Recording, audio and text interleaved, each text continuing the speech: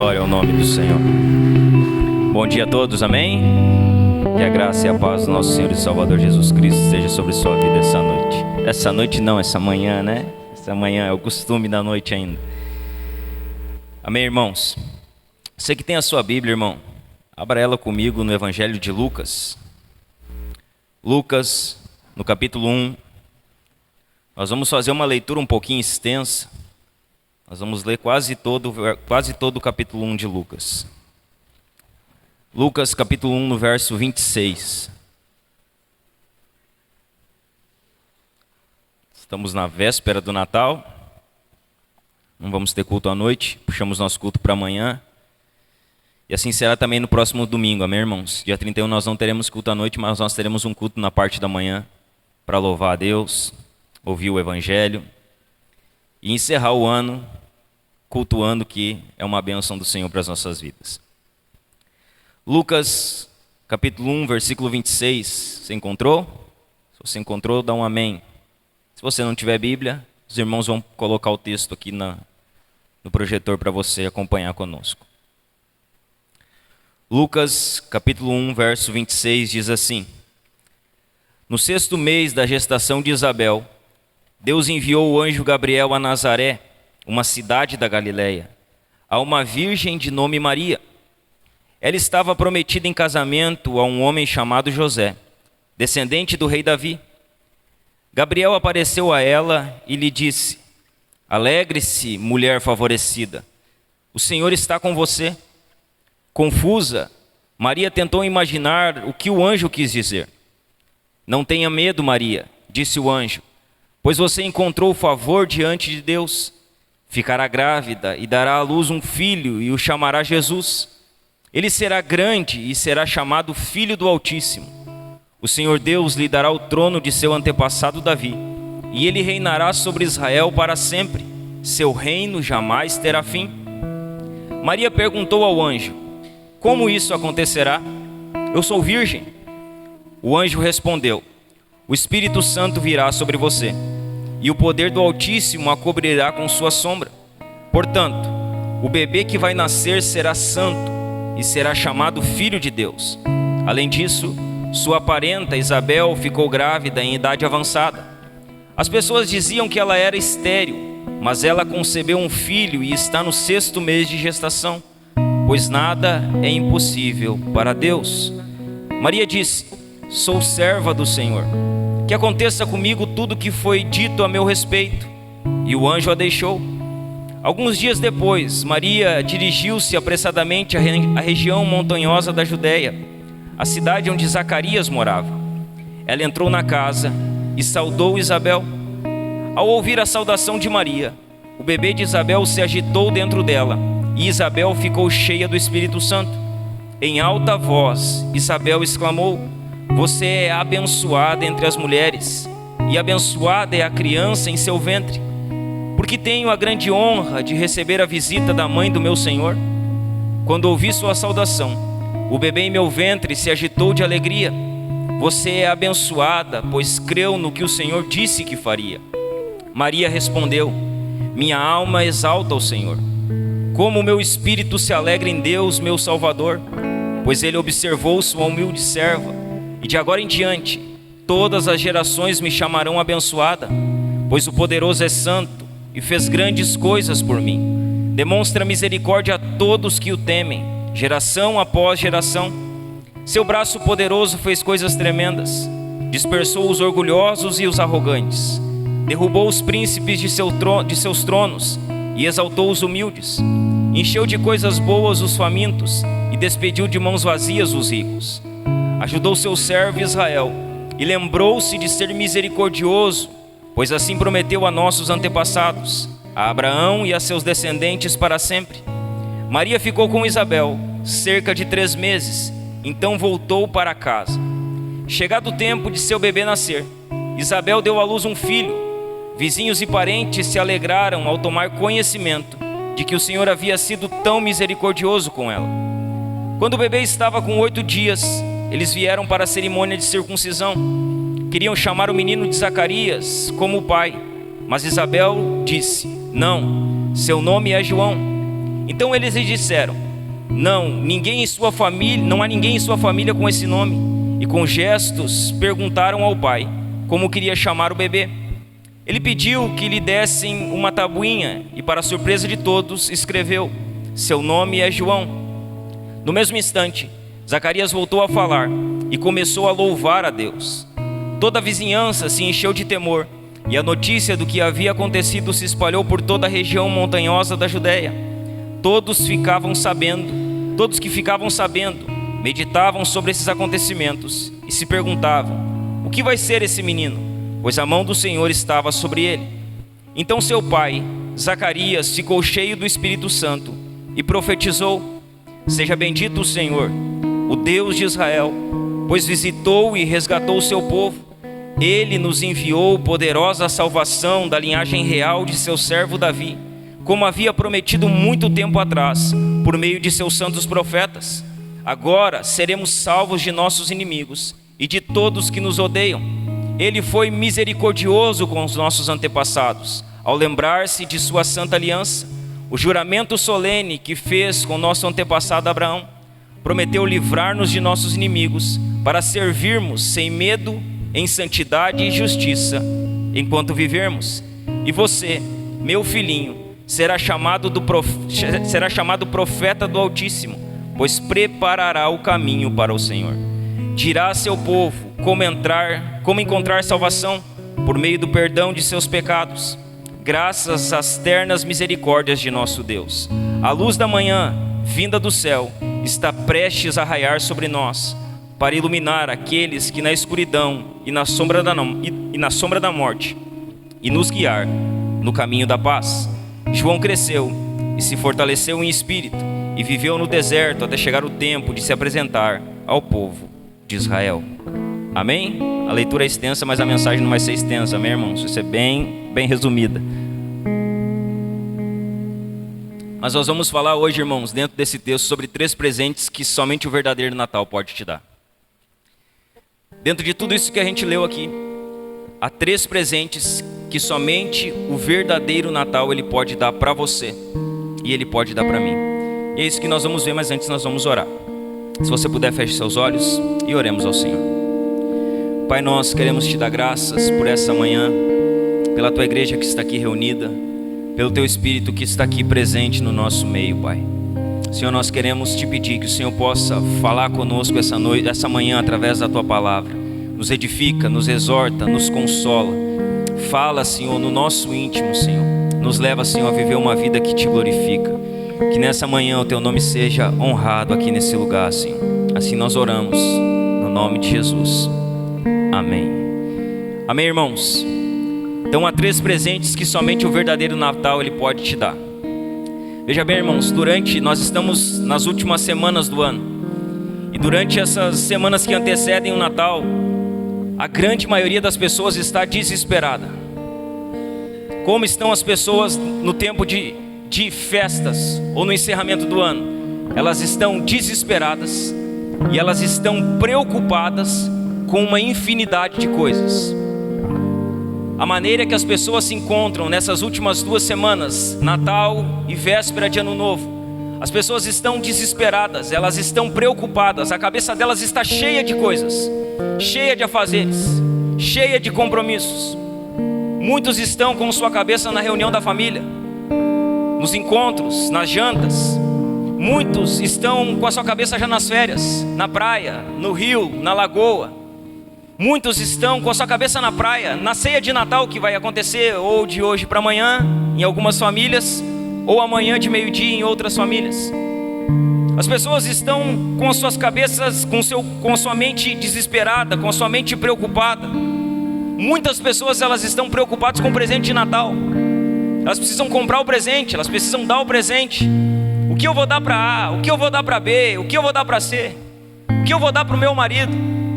Qual presente eu vou dar para o meu filho? Qual presente eu vou dar para os meus pais? As pessoas, elas estão preocupadas com essas coisas. E muitas vezes quando nós entramos na época do Natal, parece que Natal é isso, né? Parece que Natal é ceia, Natal é praia, Natal é férias, Natal é presente. Para muitos o Natal se tornou isso, irmãos. se tornou o tempo de presentear, se tornou o tempo de passear, se tornou o tempo de viajar. E deixa eu falar para você, essas coisas não são pecados. Viajar é bom, ir para a praia é bom, comprar presente é bom, dar presente é bom. Se você quiser me dar presente, eu quero receber, amém? Eu recebo presente, eu gosto de presente. Então dar presente é bom, irmãos. Não há problema nessas coisas. Não há pecado em viajar, nada disso configura pecado. Essas coisas são legais. Essas coisas, elas têm o seu lugar.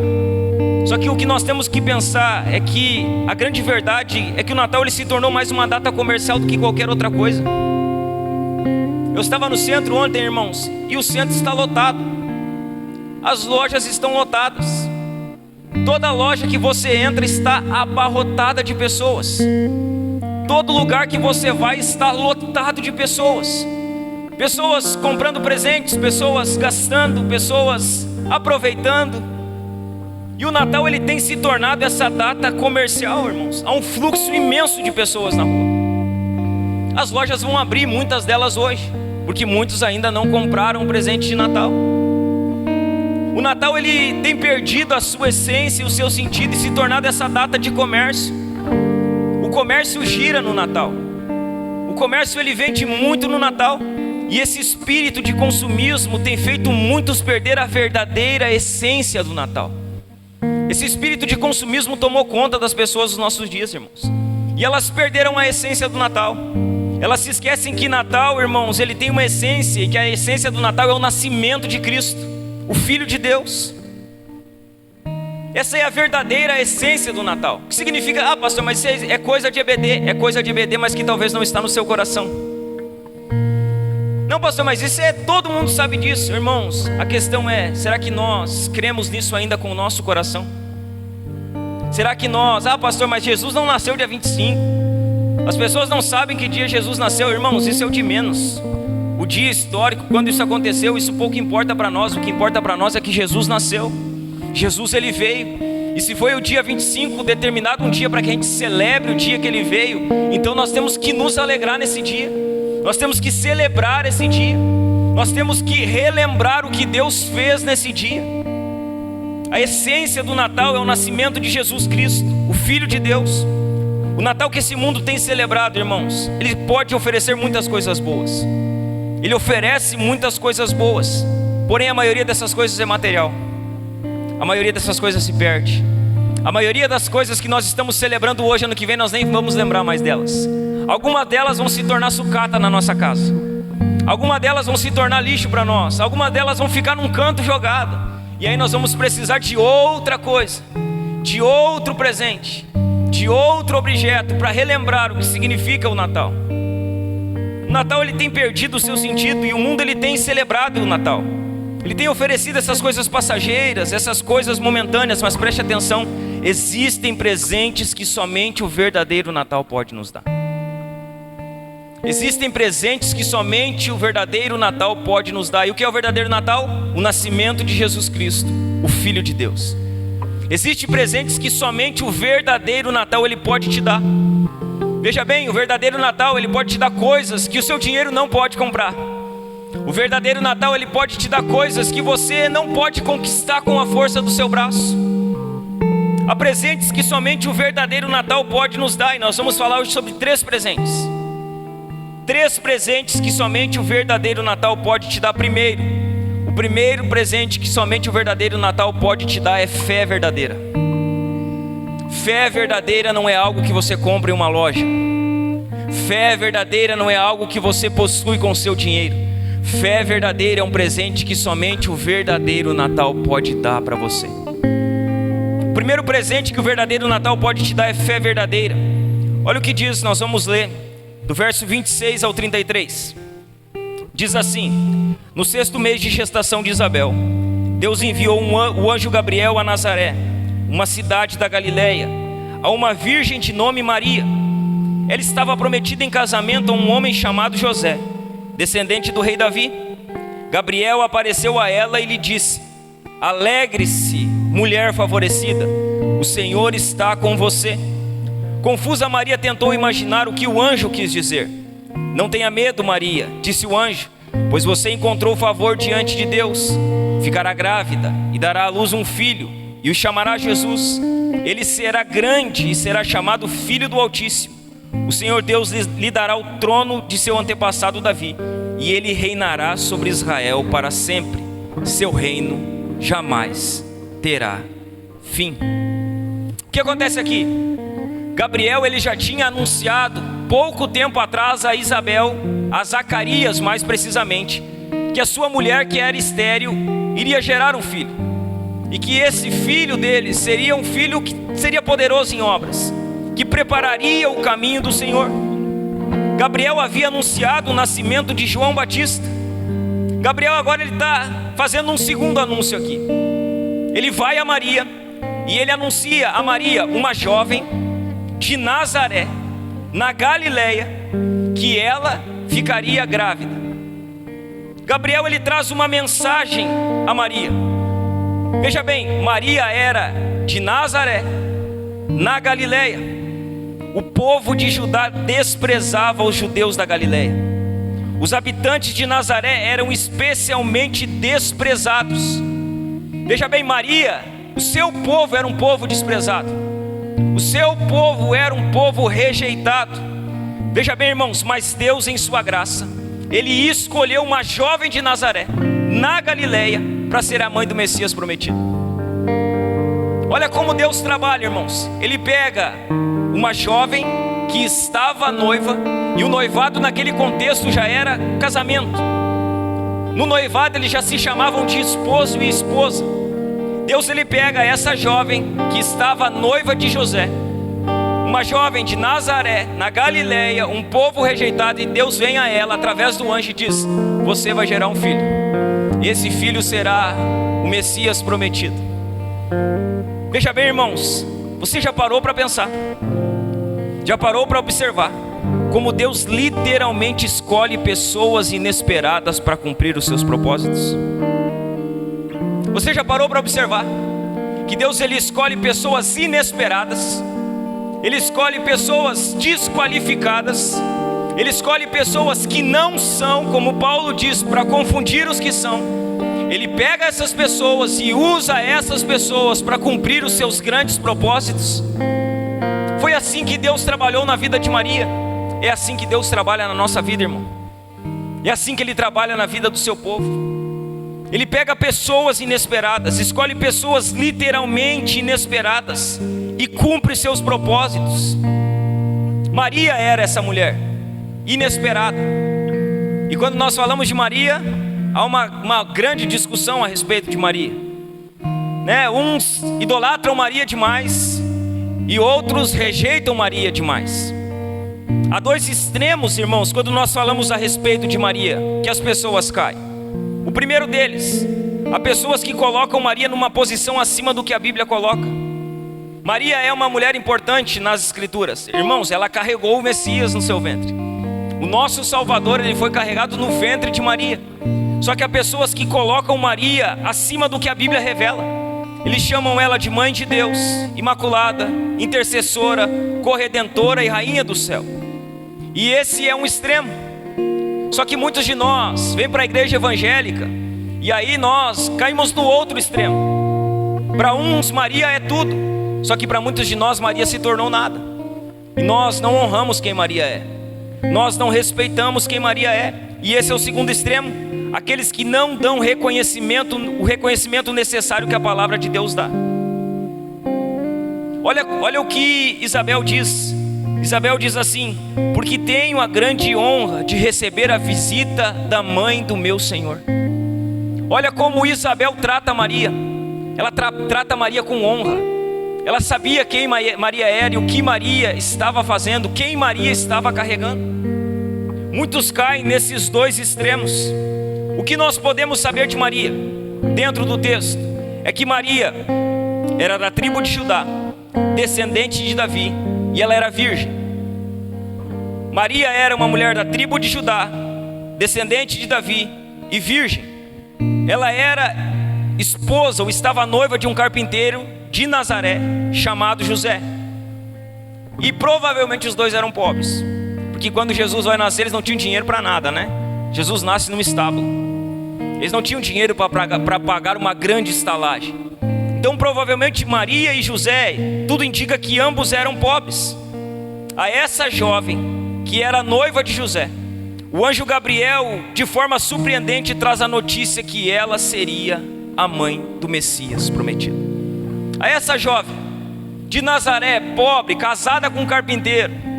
Veja bem, quando Deus escolhe uma mulher para carregar o seu filho no ventre, Ele não escolhe aquelas que estavam no palácio.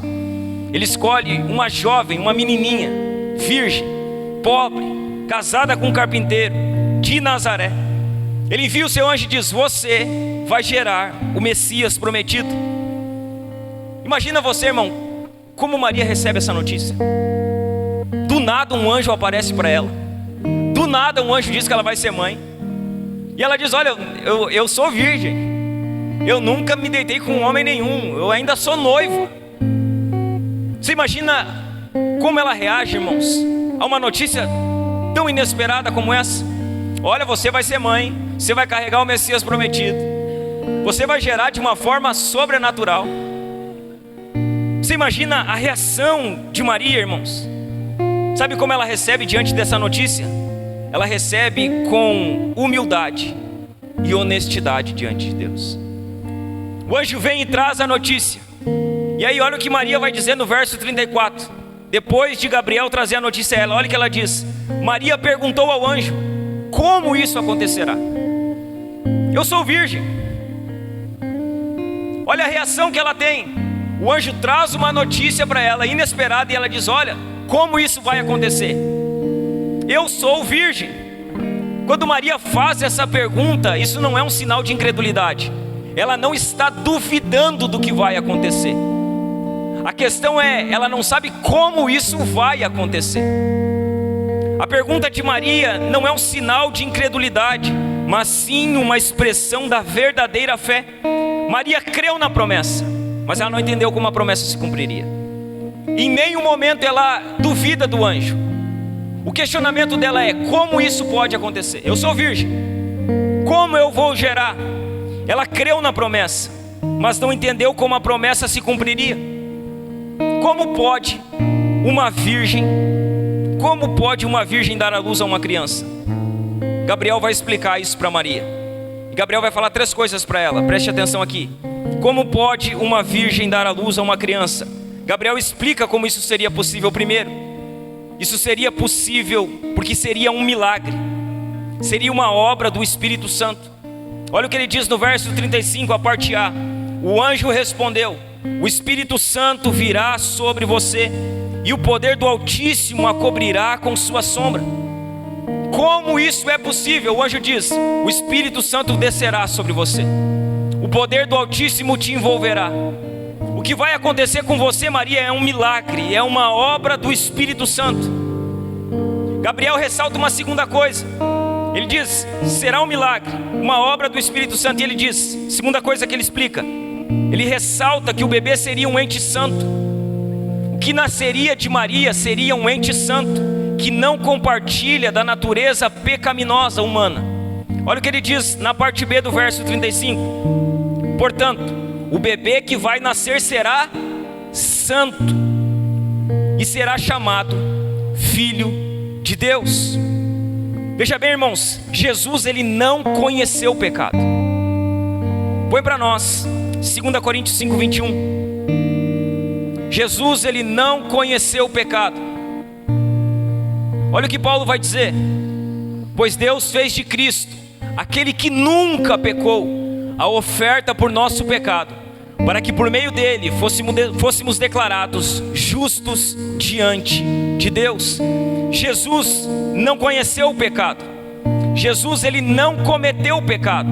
Põe para nós 1 Pedro capítulo 2, versículo 22. Olha o que Pedro diz a respeito de Cristo: ele nunca pecou, nem enganou ninguém. Jesus não conheceu o pecado, Jesus não cometeu o pecado, e em Jesus não existe pecado. Olha o que diz 1 de João, capítulo 3, verso 5. E vocês sabem que ele veio para tirar os nossos pecados, e nele não há pecado. O anjo diz para Maria: o ente que vai nascer de você, ele é santo. Ele é santo. Ele não conheceu o pecado, não cometeu o pecado, e nele não existe pecado. Gabriel, ele encerra a sua explicação para Maria, motivando ela. Ele encerra a sua explicação a Maria, encorajando ela. Olha o que ele diz nos versos 36 e 37. No verso do 35 ele diz: portanto, o bebê que vai nascer será santo e será chamado Filho de Deus. Além disso, sua parenta Isabel ficou grávida em idade avançada. As pessoas diziam que ela era estéril, mas ela concebeu um filho e está no 6º mês de gestação, pois nada é impossível para Deus. Como Gabriel termina a sua explicação? Ele encoraja Maria, ele diz: olha, você vai gerar. E para que você entenda que Deus é poderoso para fazer coisas impossíveis acontecerem, sabe Isabel, a sua parenta, ela era estéril. Só que agora ela está no 6º mês de gestação. Porque para o Senhor não há impossíveis. Veja bem, meu irmão, veja bem, minha irmã, você que está aqui hoje, Deus pode fazer qualquer coisa. Deus é poderoso para fazer qualquer coisa. Nenhuma de suas palavras é desprovida de poder. Veja bem, Deus realiza seus propósitos pelo poder de sua palavra. Nada é impossível para Deus. Nada. Veja bem, nada é impossível para Deus. Independente de qual seja a sua necessidade, se você entrou aqui com alguma necessidade na sua vida, independente de qual seja a sua necessidade, independente de qual seja a sua impossibilidade, talvez você possa ter entrado aqui essa manhã com alguma impossibilidade na sua vida, independente das suas necessidades, independente das suas impossibilidades, creia que nada é impossível para o Senhor. Nada. Deus, Ele pode pegar a sua necessidade e transformar ela. Deus pode pegar a sua impossibilidade e transformar ela. Nada é impossível para Deus. Nada é impossível para o Senhor. O anjo vem e traz uma mensagem poderosa para Maria: você vai gerar, você vai ter um filho, você vai carregar o Messias prometido, o Espírito vai fazer essa obra, o que vai nascer de você é santo. Deus faz coisas impossíveis. Maria recebe a notícia do verdadeiro Natal, que ela iria gerar o Filho de Deus, que do ventre dela nasceria aquele que salvaria o mundo do seu pecado. Quando Maria recebe a notícia do verdadeiro Natal, porque esse é o sentido do Natal, o nascimento do Filho de Deus, Jesus Cristo, sabe qual a resposta de Maria?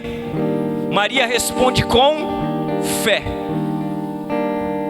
Maria, ela responde com fé. Diante de tão grande promessa, a resposta de Maria não foi duvidar. A resposta de Maria não foi questionar. A resposta de Maria não foi fugir. A resposta de Maria foi entregar-se a Deus como sua serva submissa. Depois que ela recebe essa informação, essa revelação e esse entendimento, olha o que ela diz no verso 38. Maria disse: sou serva do Senhor, que aconteça comigo tudo o que foi dito ao meu respeito. Eu sou serva, eu creio, eu recebo essa palavra, eu creio na promessa, eu creio que o Filho de Deus virá. Maria creu, irmãos, ela creu na palavra, e porque creu na palavra, ela foi usada para cumprir os propósitos de Deus. A vinda de Jesus ao mundo gerou no coração de Maria a verdadeira fé. E o que é a verdadeira fé? A verdadeira fé é a fé que procede unicamente de Deus. A verdadeira fé não procede do nosso coração, ela não procede das nossas vontades, ela procede unicamente de Deus. O que é a verdadeira fé? A verdadeira fé é a fé que leva à obediência à palavra de Deus. Depois que Maria recebe a palavra, que ela diz: eu creio, sou tua serva, que se cumpre em mim teu querer, eu obedeço. Veja bem, somente o verdadeiro Natal pode nos dar esse presente, a verdadeira fé. Há muitas pessoas com crenças, há muitas pessoas enganadas, mas todos aqueles que são iluminados pela vinda do Messias prometido todos esses, em seu coração, nasce uma fé genuína, uma fé verdadeira. E esse é o primeiro presente que somente o verdadeiro Natal pode nos dar. Veja bem, irmãos, Maria ouviu a mensagem de Deus a respeito da vinda de Cristo e creu. Ela creu. A minha pergunta para você é: qual tem sido a sua resposta à vinda do Senhor? Nós vamos celebrar a vinda do Senhor hoje, vamos celebrar a vinda do Senhor amanhã. Nós celebramos a vinda do Senhor todos os domingos quando nos reunimos para cultuar. Mas a pergunta que eu faço para você é: qual tem sido a sua resposta à vinda do Senhor Jesus? Essa mensagem de que Cristo veio, de que Cristo nasceu, de que Cristo encarnou em forma humana, essa mensagem, ela tem gerado verdadeira fé no seu coração? A verdadeira fé tem brotado no seu coração? Irmão, você está disposto a responder como Maria respondeu? Amém, Senhor, que se cumpra em mim o teu querer. Amém, Senhor, eu vou obedecer a tua palavra. Amém, Senhor, eu me submeto àquilo que o Senhor deixou escrito. Você tem crido nessa palavra, irmão? Você tem crido na vinda do Filho de Deus? Você está disposto a responder como Maria, que se cumpra em mim tudo o que foi dito ao meu respeito? O primeiro presente que somente o verdadeiro Natal pode nos dar é verdadeira fé. O segundo presente que somente o verdadeiro Natal pode nos dar é verdadeira alegria. A verdadeira alegria vem unicamente quando nós compreendemos, recebemos e cremos no verdadeiro Natal, o nascimento de Cristo, o Filho de Deus. Veja bem, irmãos, esse é o segundo presente que nós recebemos: alegria verdadeira. O verdadeiro Natal traz a verdadeira alegria. Sabe por que há pessoas com seu coração cheio de falsa alegria lá fora? Porque elas ainda não compreenderam o verdadeiro sentido do Natal. Então elas se alegram com uma falsa alegria. Muitos eles entendem que o Natal é o tempo de festejar, então de hoje para amanhã eles vão beber muito. Eles vão desfrutar e eles dizem assim: afinal de contas, eu trabalhei o meu ano inteiro, eu me dediquei o meu ano inteiro, nada mais justo do que eu aproveitar, nada mais justo do que eu me alegrar. Uma falsa alegria. Uma alegria que no outro dia passou. Uma alegria que no outro dia ela pode trazer mal-estar, pode trazer dor de cabeça, ela pode trazer separação, divórcio. Veja bem, irmãos, a verdadeira alegria, ela vem unicamente através do verdadeiro Natal. Veja bem, Isabel se alegrou com a vinda de Jesus. Isabel se alegrou. Olha o que diz do verso 39 ao verso 44. Em alta voz, Isabel exclamou, ela gritou.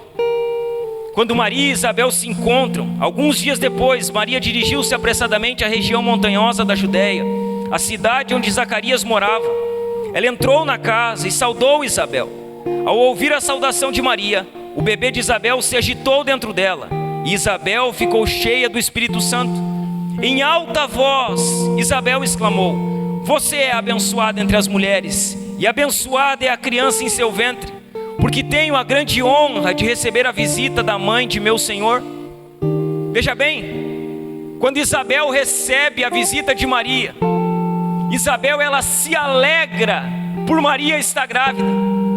Isabel ela é cheia do Espírito, e quando ela é cheia do Espírito ela exclama, ela diz: você é uma mulher abençoada, Maria. Você é uma mulher bendita entre as mulheres. Essa criança que está no seu ventre é uma criança abençoada. Veja bem, a alegria verdadeira é um segundo presente que somente o verdadeiro Natal pode nos dar. Isabel se alegrou com a vinda de Jesus. Só que não somente Isabel, João Batista se alegrou com a vinda de Jesus dentro do ventre.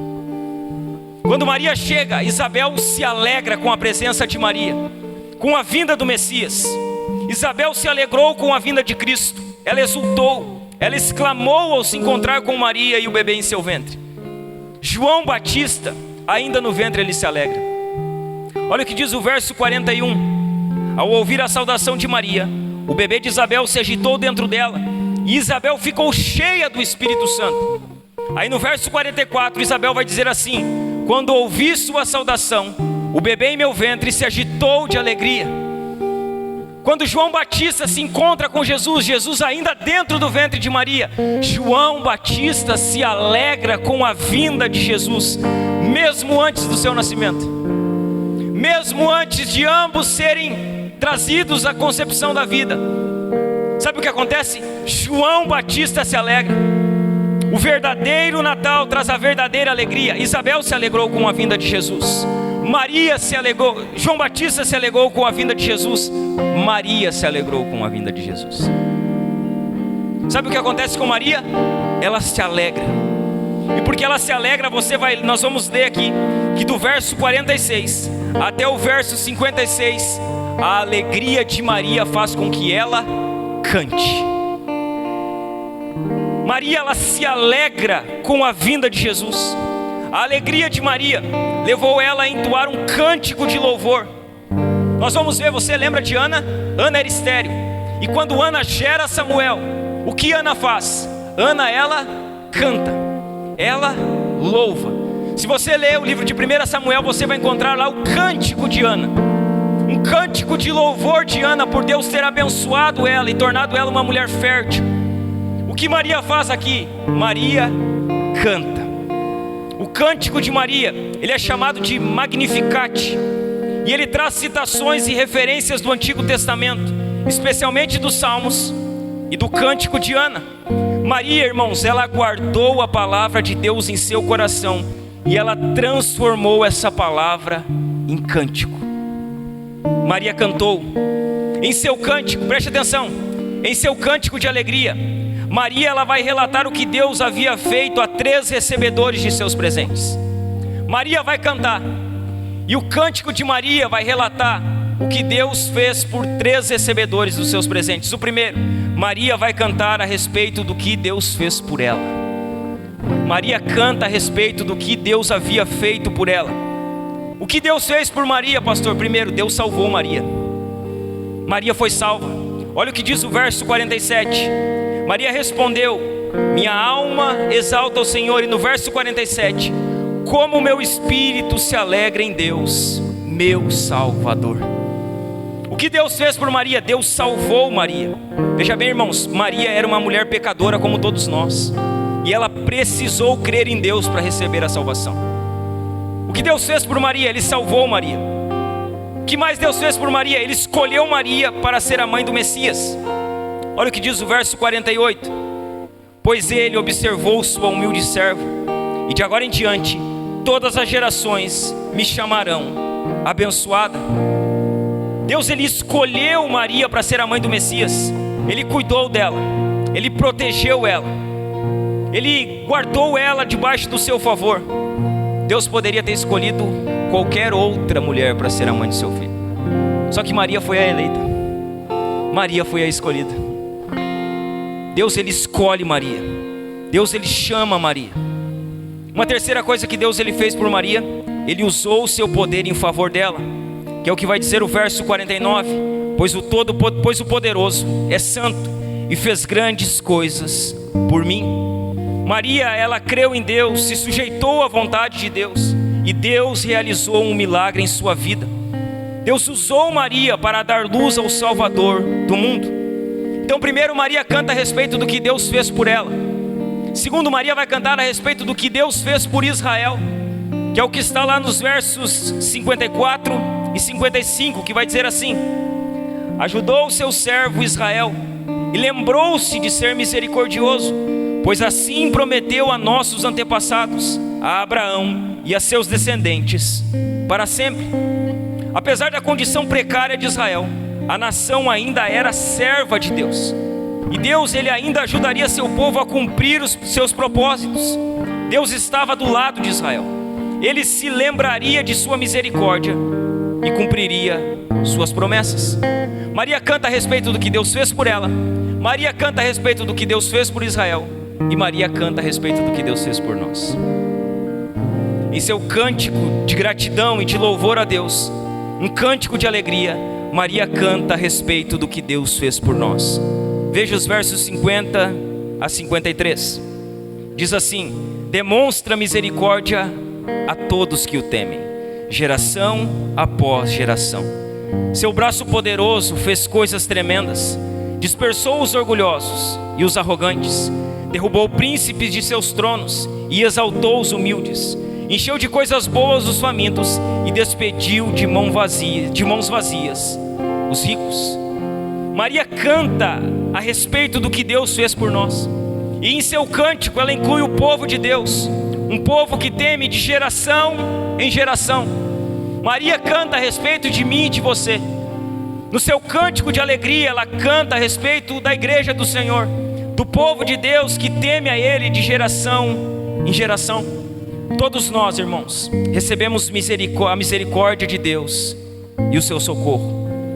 Maria, quando ela está cantando, sabe o que ela vê? Ela vê Deus fazendo uma verdadeira reviravolta. Ela canta que os poderosos são destronados e que os humildes são exaltados. Ela canta que os famintos foram saciados e que os ricos ficaram pobres. Veja bem, irmãos, a graça de Deus se move no sentido oposto aos pensamentos e costumes do sistema desse mundo. A graça de Deus, ela se move no sentido oposto, no sentido contrário. Veja bem, o segundo presente que nós recebemos somente do verdadeiro Natal é a verdadeira alegria. Isabel se alegrou, João se alegrou, Maria se alegrou. A pergunta é: você tem se alegrado? Você está alegre com Jesus hoje aqui, irmão? Você está feliz com Jesus? Você está alegre com o Senhor? Você saiu da sua casa alegre hoje? Você se levantou feliz para cultuar ao Senhor? Você está alegre de ser povo de Deus, alcançado pelo Senhor? Você é feliz com Jesus? O verdadeiro presente que o Natal nos traz, que somente o Natal pode nos dar, é a verdadeira alegria. Isabel se alegrou, João Batista se alegrou, Maria se alegrou. E eu e você precisamos nos alegrar. Nós precisamos ser alegres. Se você é crente, se você foi alcançado por Jesus, se Jesus habita no seu coração, você precisa ser alegre, irmão. Você não pode ser um crente carrancudo, um crente brabão toda hora, um crente resmungão toda hora. Você precisa ser alegre. Você precisa ser feliz com o seu Deus, ser feliz com o seu Senhor. Você tem se alegrado? Jesus tem sido o motivo da sua alegria? Se eu perguntasse para você, quem ou o que tem sido o motivo da sua alegria? Como você fica quando você está sem dinheiro, mas com Jesus? Alegre ou triste? Porque se você tem Jesus e fica triste quando não tem dinheiro, então tem algo errado com a sua fé. O que tem te alegrado? Dinheiro? Os bens? Conforto? Suas conquistas pessoais? Ou Jesus? Qual o motivo da sua alegria? Aquela música, né? Aquela musiquinha que fez bastante sucesso, né? Para nossa alegria. Qual é o motivo da sua alegria? Jesus é o motivo da sua alegria, irmão. Veja bem, preste atenção aqui. Se o verdadeiro sentido do Natal não encher seu coração de alegria, se o nascimento de Jesus Cristo não encher seu coração de alegria, se você está precisando de algo a mais para ser feliz, então você talvez precisa de arrependimento, confissão de pecados e conversão. Se o verdadeiro sentido do Natal não encher seu coração de alegria, então há algo profundamente errado com a sua fé. Se você não se alegra com o verdadeiro sentido do Natal, tem algo errado com a sua fé.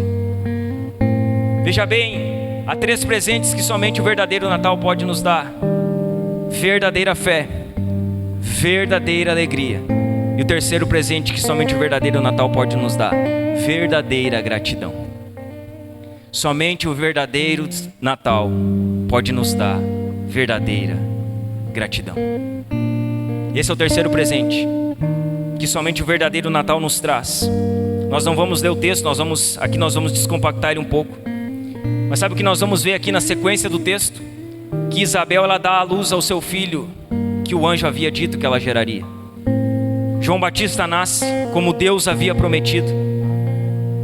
João Batista, ele é concebido, e Zacarias, ele vai chamar ele de João.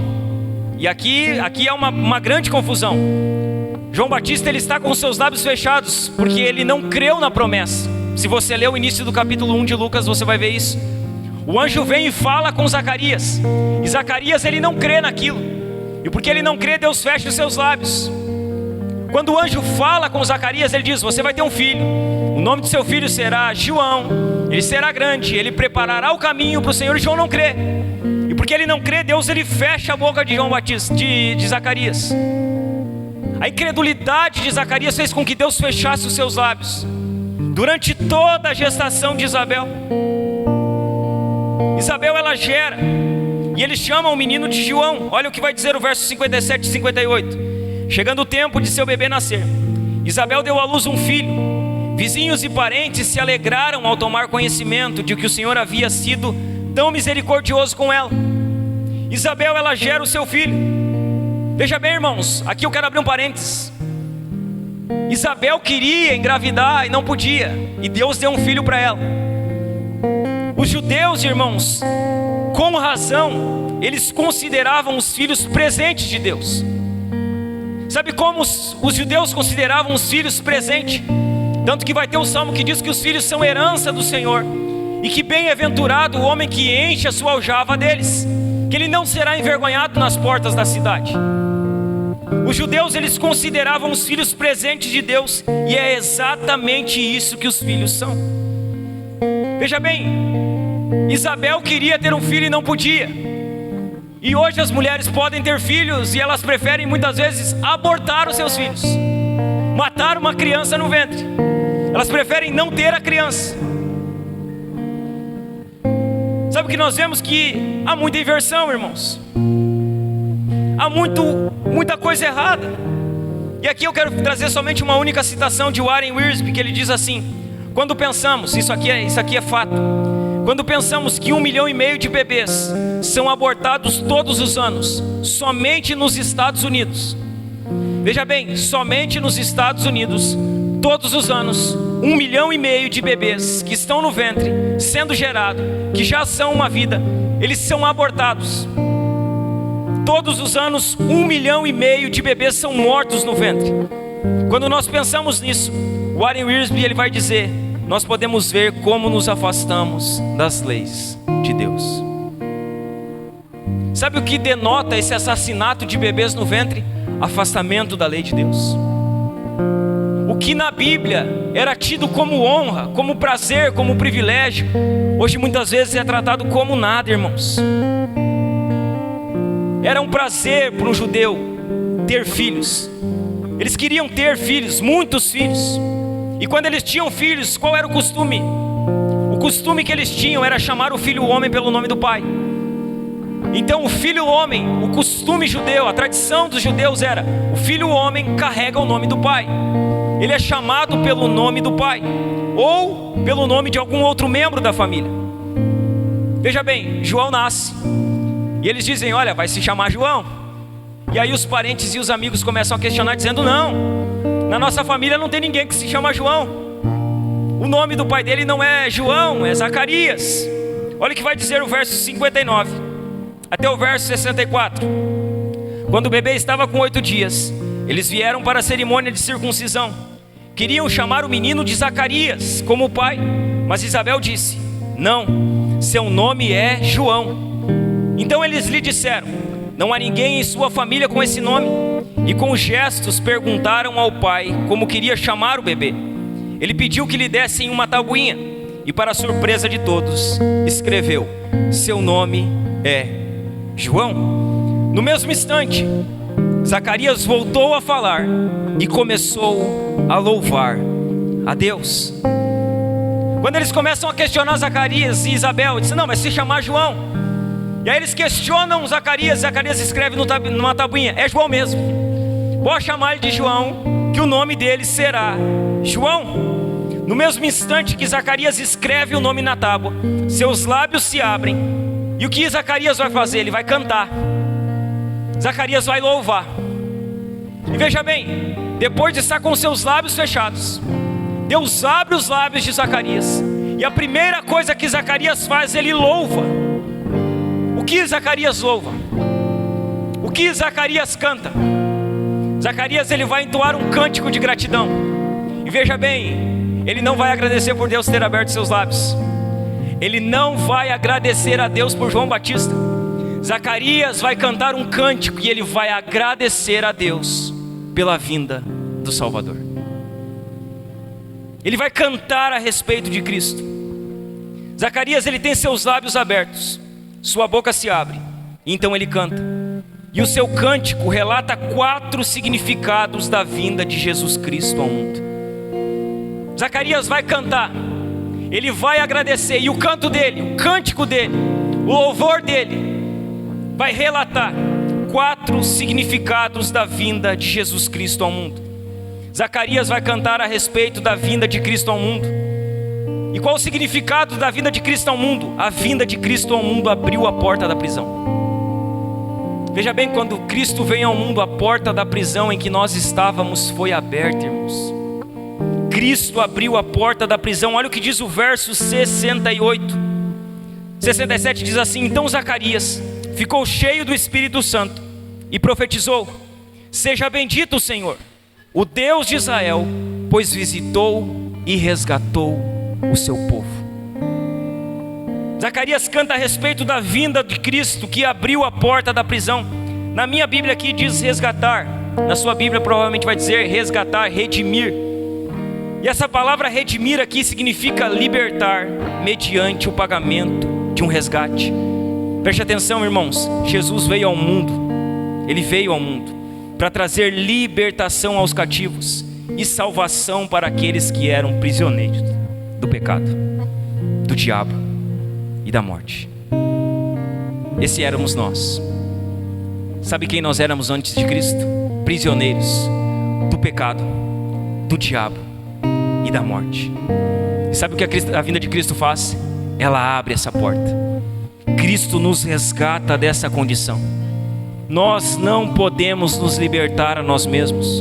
O preço de nossa redenção só poderia ser pago por Cristo. Há um segundo significado no cântico de gratidão de Zacarias. Ele canta a respeito da vinda de Cristo ao mundo, que abriu a porta da prisão. E segundo, ele canta a respeito da vinda de Cristo, que nos dá vitória na batalha. Olha o que ele vai dizer nos versos 69 a 75. Ele diz assim: ele nos enviou poderosa salvação da linhagem de Israel, da linhagem real de seu servo Davi, como havia prometido muito tempo atrás, por meio de seus santos profetas. Agora seremos salvos de nossos inimigos e de todos que nos odeiam. Ele foi misericordioso com os nossos antepassados, ao lembrar-se de sua santa aliança, o juramento solene que fez com o nosso antepassado Abraão. Prometeu livrar-nos de nossos inimigos, para o servirmos sem medo, em santidade e justiça, enquanto vivermos. Na primeira imagem, os cativos eles são libertos. Só que nessa segunda parte do cântico de Zacarias, o inimigo é derrotado. Zacarias canta a respeito da vitória na batalha. E essa vitória é a vitória esmagadora e total do povo de Deus. Veja bem, essa é a vitória que Cristo nos dá. Uma vitória total, uma vitória esmagadora. É sobre isso que fala o Natal. Sobre a vinda daquele que derrotou principados e potestades. Sobre a vinda daquele que pisou a cabeça da serpente. Sobre a vinda daquele que venceu o pecado na cruz. Sobre a vida daquele que nos redimiu por seu sangue. Jesus nos comprou. Nós somos vitoriosos não porque batalhamos, mas porque Ele batalhou em nosso lugar. E veja bem, irmãos, essa vitória que Cristo conquistou na cruz por nós, vivendo em santidade, morrendo, ressuscitando ao terceiro dia, estando à destra do Pai para um dia voltar. Essa vitória sempre resulta em santidade e serviço, sempre. Veja bem, Cristo venceu a batalha. E a batalha que Cristo venceu não nos torna ociosos e carnais. A batalha que Cristo venceu nos faz santos. A batalha que Cristo venceu nos faz servos. Cristo veio, Ele viveu entre pecadores, Ele morreu por nossos pecados, Ele venceu a batalha que nós poderíamos vencer. E sabe o que acontece? Todos aqueles que recebem a vitória da batalha por meio de Cristo estão andando em santidade e estão crescendo em serviço, irmãos. Não, pastor, isso é tu que estás falando. Leia o texto. Leia o texto. Olha o que diz os versos 74 e 75. prometeu livrar-nos de nossos inimigos. Ele livra de nossos inimigos para quê? Para servirmos sem medo, para servirmos em santidade, em justiça, enquanto vivemos. Veja bem, a batalha está vencida. A vinda de Cristo fala sobre isso, sobre uma batalha que nós recebemos a vitória sem lutar. E isso vai nos fazer crescer em santidade e serviço. Cuidado com esse evangelho. Cuidado, irmãos, com esse evangelho que chega no fim do ano, as pessoas elas esquecem a Cristo. Não estou falando de culto e igreja, estou falando de Cristo. Porque Cristo não se resume a culto e igreja. É muito importante culto e igreja. Só que há muitas pessoas que acabarão se perdendo aí fora. Há muitas pessoas, irmãos. Isso é experiência. Todos os anos vemos milhares e milhares de pessoas que chegam nas épocas de festividade, viram as costas para o Senhor, esquecem da santidade, esquecem que são servos de Cristo e acabam caindo no pecado. Zacarias ele vai cantar a respeito de um terceiro significado da vinda de Cristo. A vinda de Cristo abriu as portas da prisão. A vinda de Cristo nos dá vitória na batalha. Zacarias canta a respeito da vinda de Cristo ao mundo, que trouxe o cancelamento de uma dívida, que é o que está nos versos 76 e 77. E você, meu filhinho, será chamado profeta do Altíssimo. Aqui ele está falando de João Batista. Pois preparará o caminho para o Senhor, dirá a seu povo como encontrar salvação por meio do perdão de seus pecados. Aqui também é usado o termo redimir, e aqui significa cancelar, desconsiderar uma dívida. Todos nós estávamos em dívida com Deus, todos, sem exceção. Todos nós estávamos em dívida com Deus. Todos nós havíamos transgredido sua lei. Nenhum de nós vivia de acordo com os seus preceitos. Sabe quem éramos nós antes do verdadeiro Natal? Nós éramos falidos espiritualmente. Nós não tínhamos condição de pagar o preço pelos nossos pecados. Aí sabe o que acontece? Jesus veio. Jesus ele vem, e quando Jesus vem, ele paga a dívida por nós. Ele paga o preço que nós não poderíamos pagar. Zacarias ele canta ainda a respeito de um quarto significado a respeito da vinda de Cristo ao mundo. A vinda de Cristo ao mundo, ela trouxe o raiar de um novo dia. A vinda de Cristo trouxe um raiar do novo dia. Isaías profetiza sobre isso. Isaías vai dizer que o povo que estava em trevas viu a grande luz. Ele vai dizer que os povos que andavam na escuridão, a luz resplandeceu sobre eles, falando a respeito da vinda de Cristo. Isaías está profetizando 500, 600 anos antes de Cristo. Ele está dizendo, olha, o povo que andava em trevas viu uma grande luz. A vinda de Cristo trouxe o raiar de um novo dia para as nossas vidas, para o nosso mundo, para o nosso coração. Olha o que vai dizer os versos 78 e 79. Graças à eterna misericórdia de nosso Deus, a luz da manhã, vinda do céu, está prestes a raiar sobre nós, para iluminar aqueles que estão na escuridão e na sombra da morte, e nos guiar ao caminho da paz. A vinda de Cristo trouxe um raiar de um novo dia. Quando Jesus chegou, seja dia 25, seja dia 26, seja em setembro, seja em março, seja o dia que você se converteu, quando Jesus chegou, o povo se encontrava em meio à escuridão, à morte, à aflição. Mas Jesus veio, irmãos, e quando Jesus vem, Ele traz luz. Quando Jesus vem, Ele traz paz. Quando Jesus vem, Ele traz vida. Veja bem, as pessoas se encontravam em trevas. Esse mundo se encontrava em trevas. Você um dia se encontrou em trevas, mas Jesus veio. Jesus ele veio, e quando Ele veio, Ele trouxe luz, Ele trouxe paz, Ele trouxe vida. Ele veio, e porque Ele veio, a minha vida é diferente. Porque Ele veio, a sua vida é diferente. Porque Ele veio, a vida de muitas pessoas é diferente. Jesus veio, irmãos, e Ele nos presenteou. A sua vinda nos dá verdadeiros presentes. A sua vinda nos dá verdadeira fé, nos dá verdadeira alegria. A sua vinda nos dá verdadeira gratidão. Como não ser grato a Jesus? Como não viver uma vida de gratidão a Jesus? Como não levantar de manhã com o coração cheio de gratidão? Como não trabalhar cheio de gratidão? Como não deitar cheio de gratidão? Como não fazer parte do povo de Deus com o coração cheio de gratidão? É impossível para um cristão. É impossível. A vinda de Cristo, o nascimento de Cristo, o verdadeiro sentido do Natal, o verdadeiro Natal, irmãos, ele nos traz verdadeira gratidão. As grandes misericórdias de Deus fizeram o raiar de um novo dia. Olha isso, irmãos. Zacarias, ele estava com os seus lábios fechados. Sua boca foi fechada por causa da incredulidade. Quando Deus abre a boca de Zacarias, Zacarias ele entoa um cântico de gratidão a Deus. E o seu cântico fala a respeito da vinda de Cristo ao mundo. Ele louva a Deus, ele agradece a Deus, ele honra a Deus.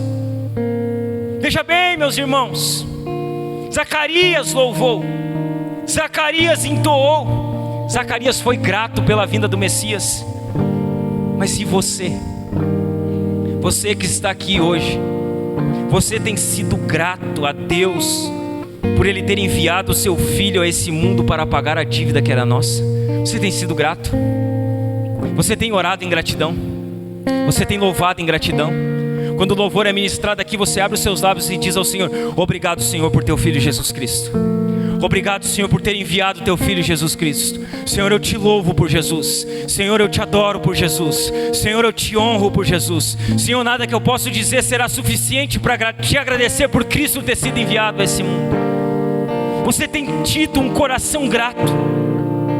Você tem agradecido a Deus por Ele ter enviado o seu Filho, o unigênito, o sem pecado, o que era santo, o que morreu a nossa morte para que nós vivêssemos a sua vida.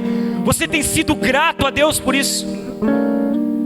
Seu coração tem se enchido, sido cheio de alegria? Como está, meu irmão? Como está a sua vida de louvor e adoração a Jesus? Como está o seu coração? Como está a sua vida de adoração? Como está a sua vida de louvor? O que você tem adorado? O que você tem cultuado? Deixa eu falar algo para você.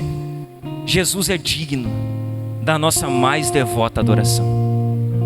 Veja bem, deixa eu repetir. Jesus é digno da nossa mais devota adoração.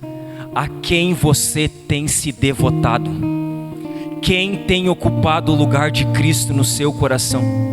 O que tem recebido a adoração que deveria ser dado a Cristo na sua vida? Cristo, Ele é digno da nossa mais alta devoção, da nossa mais alta gratidão, do nosso mais alto louvor. Cristo é digno e nada mais. Cristo é merecedor e nada mais. Cristo deve ser honrado e nada mais. Cristo deve ser adorado e ninguém mais. Ninguém mais, nada mais, nem ninguém, nem coisa alguma, nada pode ocupar o lugar que é de Cristo no seu coração. Veja bem, irmãos, verdadeira fé, verdadeira alegria e verdadeira gratidão são presentes que somente o verdadeiro Natal pode te dar. Verdadeira fé, verdadeira alegria e verdadeira gratidão somente o verdadeiro Natal pode te dar. Se você não tiver nada e tiver esses três presentes na sua vida, você terá tudo o que precisa. Você terá tudo o que é necessário. Você terá tudo aquilo que sustentará você, independente dos dias, independente das condições, independente das situações. Põe para nós lá, Estevão. Nós vamos encerrar aqui.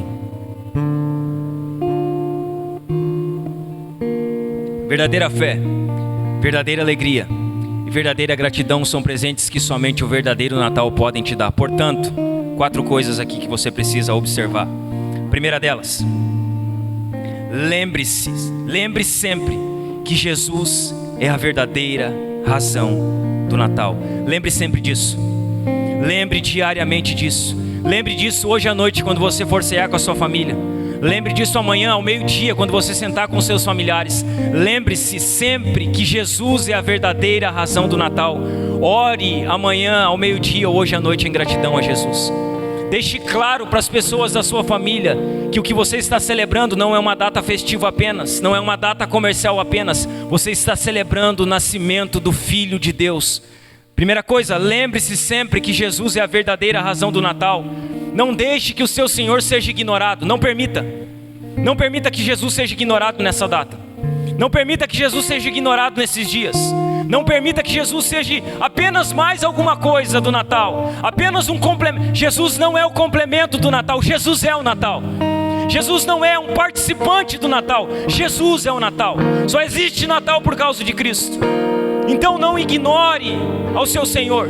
Não substitua o seu Senhor por um falso Senhor. Não substitua Ele. Dê presentes, coma Chester, faça farofa, sabe, faça aquela mesa linda, fruta, faça tudo isso. Mas não substitua nada, não coloque nada disso no lugar de Cristo. Primeira coisa que você precisa se lembrar, lembre-se sempre que Jesus é a verdadeira razão do Natal. Segunda,